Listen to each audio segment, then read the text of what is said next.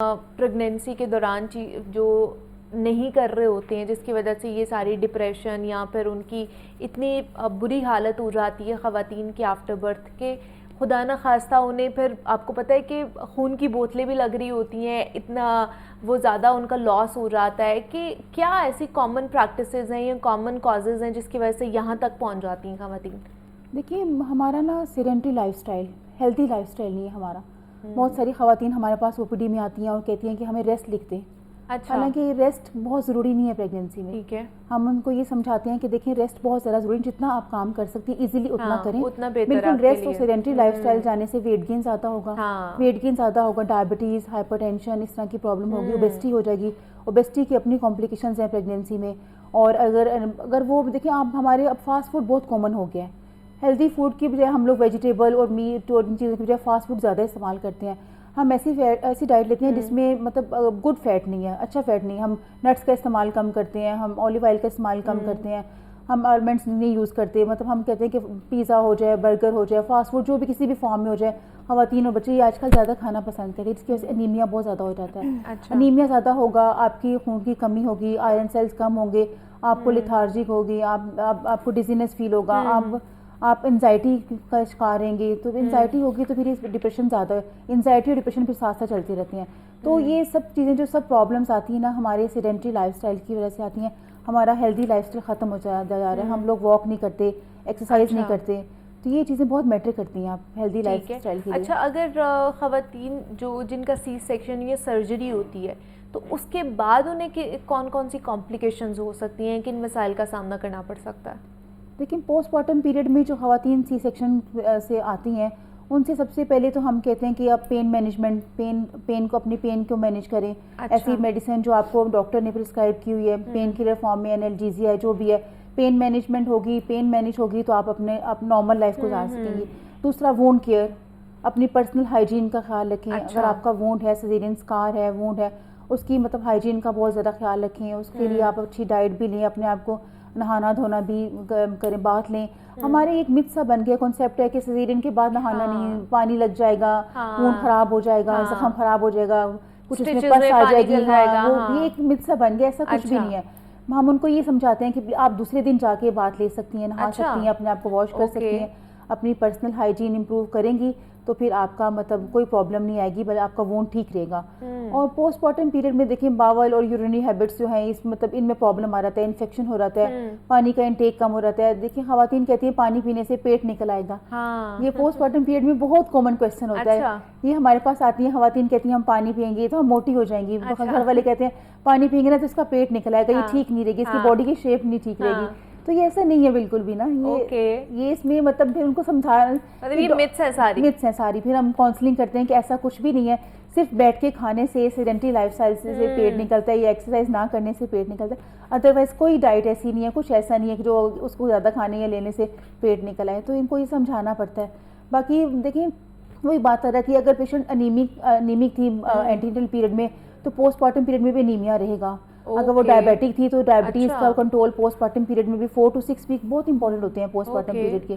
इसमें बॉडी में बहुत सारी चेंजेस जो आ रही होती हैं वो रिवर्स हो रही होती हैं, और नई चेंजेस आ रही होती हैं बॉडी में। तो वो 4 to 6 वीक में हम उनसे कहते हैं कि आपको एक तो पार्टनर की सपोर्ट रहे, दूसरा अपनी हेल्दी लाइफस्टाइल रखें, अपनी डाइट, जो भी आपको प्रॉब्लम है, जो मेडिकेशन आपको प्रिस्क्राइब की गई है वो आप ज़रूर लें, अपने डॉक्टर से कंसल्ट करें। किसी भी किस्म की प्रॉब्लम आती है, कोई वजाइनल डिस्चार्ज है, फीवर हो रहा है, किसी किस्म की प्रॉब्लम आती है, वूंड में कोई प्रॉब्लम है, पेन ज़्यादा है, आपकी कॉन्स्टिपेशन हो गया है या यूरिनरी प्रॉब्लम्स आ रही हैं, तो प्लीज़ अपने डॉक्टर से ज़रूर कंसल्ट करें और फ़ौरन कंसल्ट करें कि ताकि कोई ना कोई प्रॉब्लम आपको फेस ना करनी पड़े। और ये कोई अगर कोई प्रॉब्लम है भी, कोई इन्फेक्शन है भी, तो आपको अच्छे तरीके से गाइड करते हैं। ठीक है। अच्छा, दूसरा इमन, आप मुझे बताइए कि अगर अब बहुत सारी ख़वातीन खासतौर पर अपने वेट को लेकर बहुत ज़्यादा परेशान होती हैं कि आफ्टर बर्थ अब हमने वापस अपनी शेप में आना है, अपना वज़न कम करना है, तो उसके लिए किस तरह की डाइट होनी चाहिए? क्योंकि एक तो उन्होंने बच्चे को दूध भी पिलाना है, तो दूसरा ये कि वो हेल्दी भी रहे, हेल्दी वे के साथ उनका वेट लॉस हो।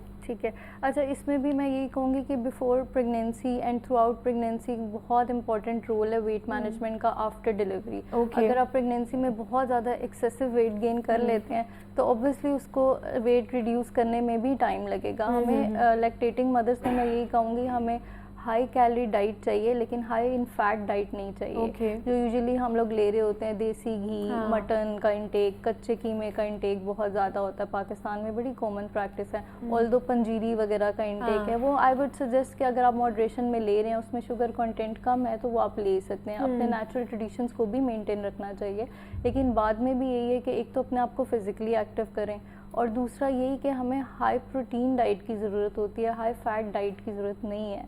तो पोस्ट डिलीवरी अगर हम अपना प्रोटीन अच्छा मैनेज रखेंगे, आप देखें यूजुअली कीटो डाइट्स लोग कर रहे होते हैं, उससे वेट लूज हो रहा होता है। तो अगर आप हाई प्रोटीन और हाई कैल्शियम, विटामिन D3 वाली diet through out pregnancy and after pregnancy भी लेंगे तो आपका वेट उसमें बड़ा इजीली लूज हो जाएगा। तो इसमें कोई टेंशन की बात नहीं है। थोड़ा सा अपने आप को फिजिकली एक्टिव रखें और आप अपना एक हेल्दी वेट रिड्यूस कर सकते हैं during lactation and after delivery. नहीं तो जो खवातीन ये नहीं मीट मटन वगैरह नहीं खाती हैं, इवन दो के कुछ तो चिकन भी नहीं खाती हैं, बिल्कुल, तो फिर उनके लिए क्या क्या ऑप्शंस हो सकते हैं जो कि उनके लिए बेहतर हो? प्रोटीन का अगर आप डिस्कस करिए ना नॉन वेजिटेरियन सोर्सेस से, तो उसमें हम चिकपीस वगैरह ऐड कर सकते हैं, रेड बीन्स की सैलड्स वगैरह ऐड कर सकते हैं, लेंटिल्स, दाल वगैरह का इंटेक अपना अच्छा रखें। Obviously high biological value protein तो नहीं मिलेगा, लेकिन फिर भी प्रोटीन तो जा रहा है ना।